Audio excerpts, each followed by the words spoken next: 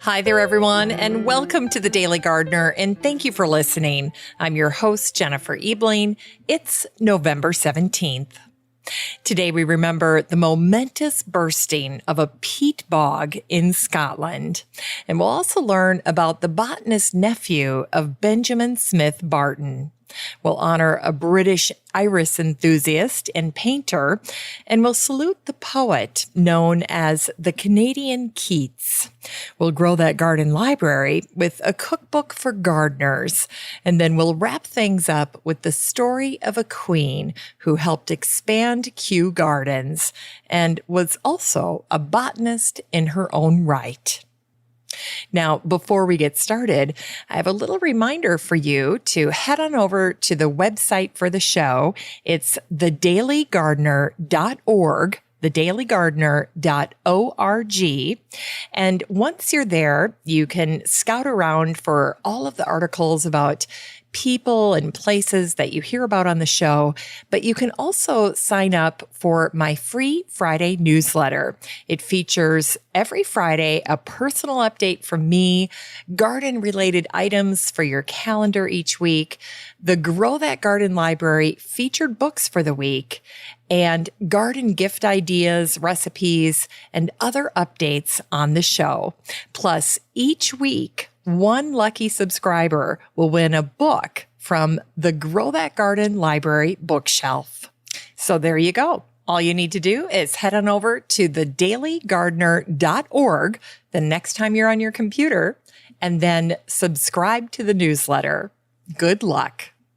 For today's curated news, I shared a post called 10 Ways to Rewild Your Outdoor Space.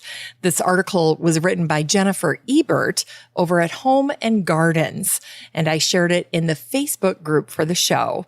Now, if you'd like to check out any of my curated news articles or original blog posts for yourself, you're in luck because I share all of it with the listener community over in the free Facebook group for the show called the Daily Gardener Community. So there's no need to take notes or search for links. The next time you're on Facebook, just search for the Daily Gardener Community where you'd search for a friend and request to join. I'd love to meet you in the group. Here's today's brevities.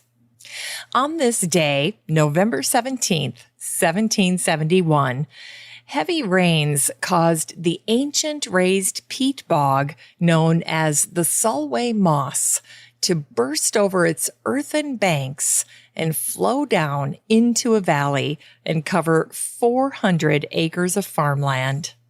The next day, Solway moss covered the surrounding land with 15 feet of thick, feculent mud.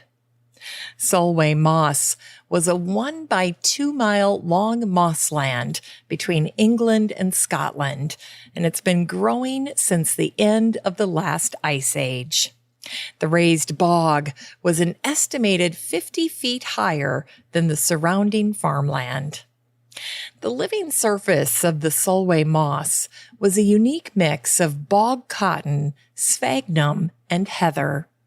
The porous, soupy surface hosted a few shrubs and standing pools of water.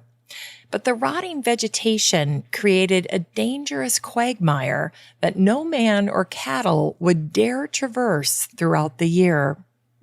Over 200 years before the Solway moss burst, the English and Scots fought over the land surrounding the bog in the Battle of Solway Moss. After the English victory, hundreds of Scots drowned in the bog as they tried to return home by crossing the moss hillside. Like a sponge, peat expands to absorb moisture when it gets wet. And during wet months, like November of 1771, the peat swells, and in this case, it swelled until it burst. This incredible event was recorded in a journal. Here's what it said. A farmer who lived nearest the moss was alarmed with an unusual noise. The crust had at once given away, and the black deluge was rolling toward his house. He gave notice to his neighbors with all expedition.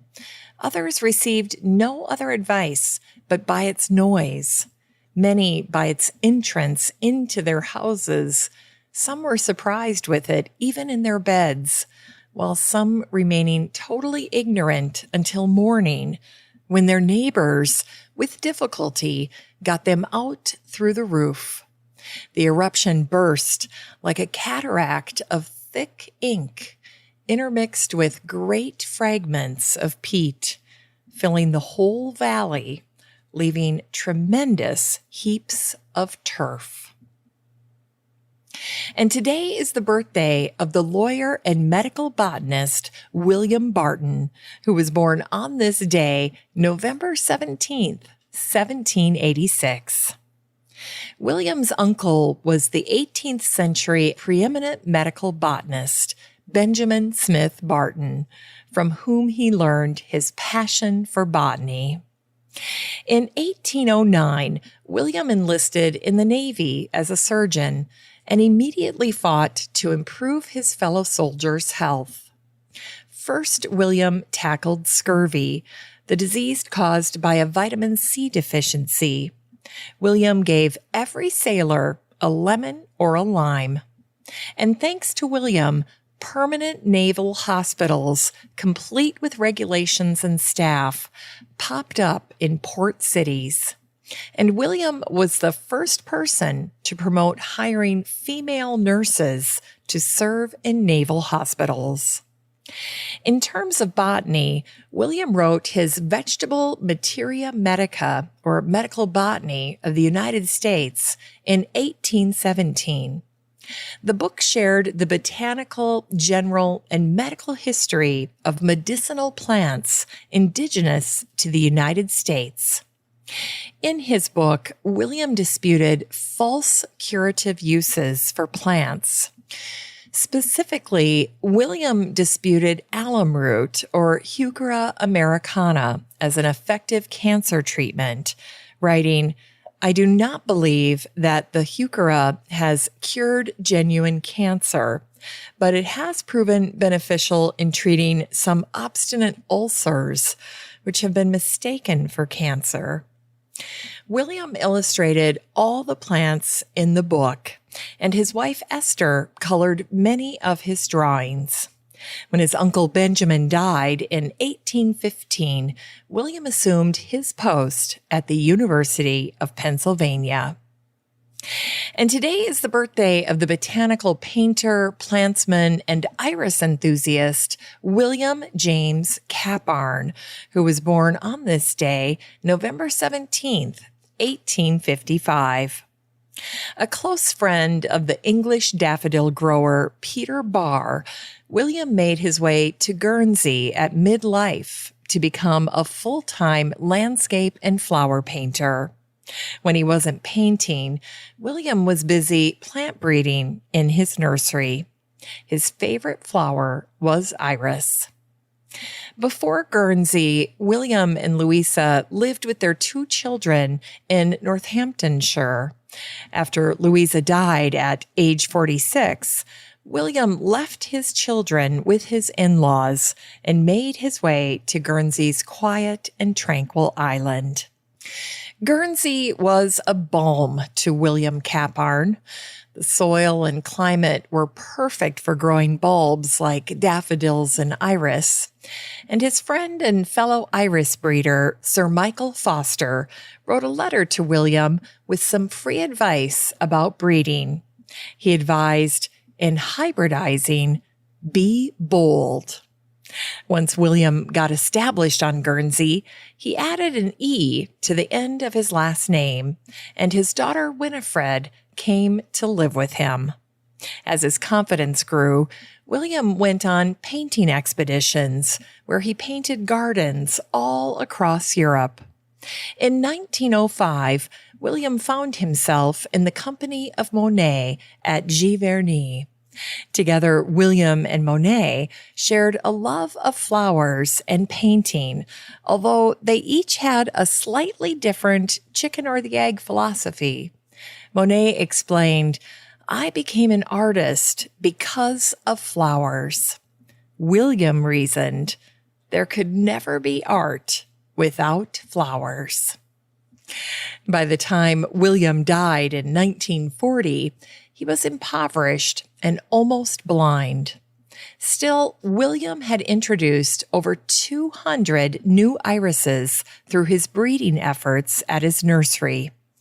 And William left his remarkable art collection of nearly 8,000 pieces of botanical mastery to Winifred, his daughter.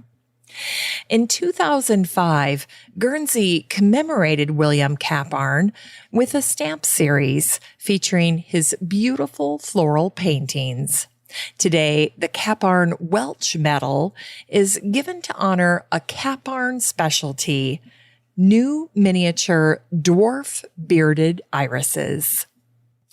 In Unearthed Words, today is the birthday of the Canadian poet and naturalist Archibald Lampman, who was born on this day, November 17th, 1861. Archibald loved camping and the countryside. The natural world inspired his verse, and he became known as the Canadian Keats. Due to suffering rheumatic fever in his childhood, Archibald's life was cut short, and he died at 37.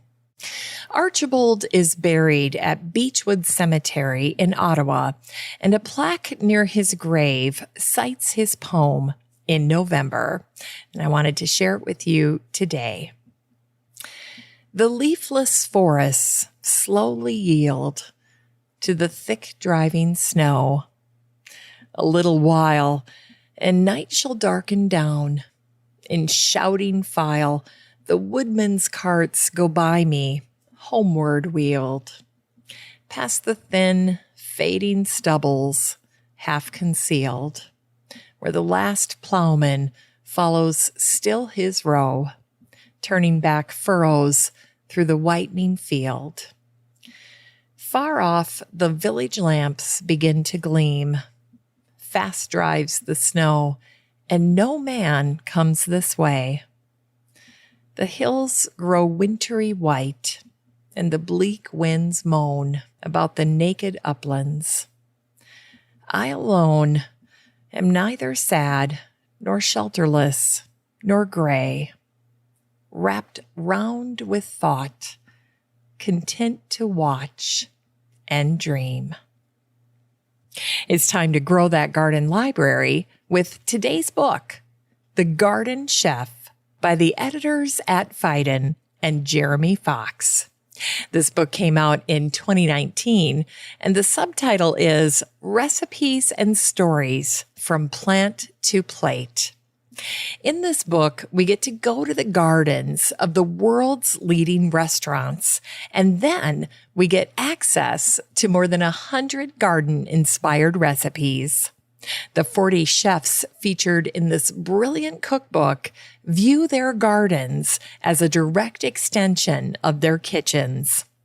Now, what I love about this cookbook is seeing how vegetables are grown and used by top chefs from around the world.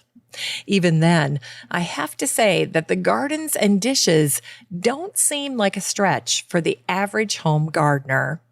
Plot to plate cooking has never been so beautifully photographed. Plus, the chefs share their hints and tips on growing or using the produce, making this cookbook a font of inspiration. This book is 256 pages of garden to fork inspiration, and I think it would make a wonderful gift for the holidays. You can get a copy of The Garden Chef by the editors at Phaidon and Jeremy Fox and support the show using the Amazon link in today's show notes for around $13. Finally, here's something sweet to revive the little botanic spark in your heart.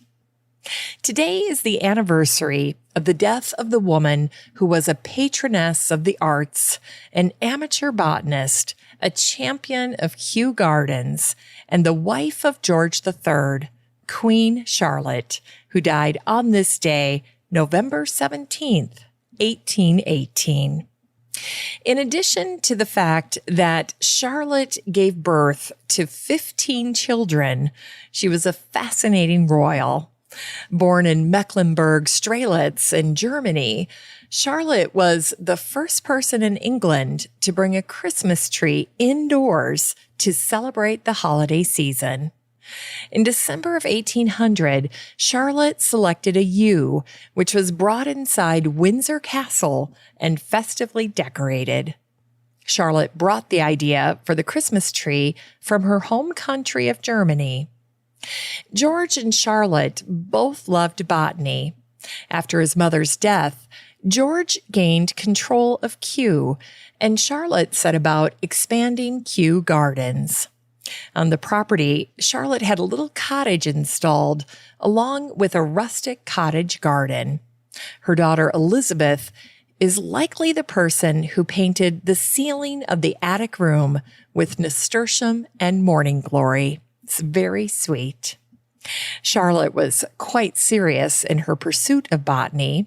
She collected plants, and she had a personal herbarium to help with her studies. The president of the Linnean Society, Sir James Edward Smith, personally tutored Charlotte in botany, along with her 4 daughters. And George and Charlotte both became close friends with the botanical tissue paper artist Mary Delaney. And in a touching gesture at the end of Mary's life, George and Charlotte gave her a house at Windsor, along with a pension. When plant hunters in South Africa discovered the bird of paradise flower, it was sent to England and named for Charlotte's birthplace, Strelitz. The botanical name for the bird of paradise is Strelitzia reginae. The early part of Charlotte's reign occurred before the American Revolution, which is why so many American locations were named in Charlotte's honor. There are 11 cities named Charlotte, with the most famous being Charlotte, North Carolina. It's no wonder that Charlotte, North Carolina has the nickname the Queen City.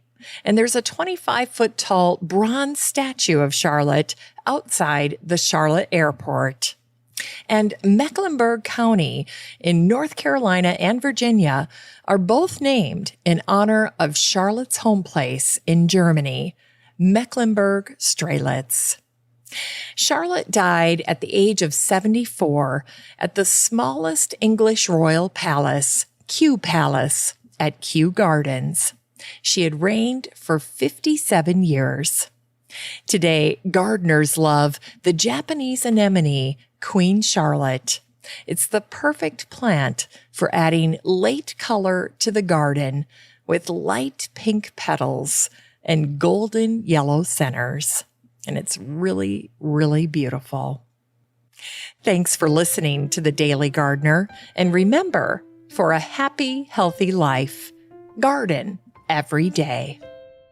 The Daily Gardener is produced in lovely Wyoming, Minnesota with the help of Paige Mance, Brooke Bierbaum, Kiana Rayleigh, Maddie Doyle, Natalie Decker, and Eric Begay. You can find The Daily Gardener on all your favorite social media.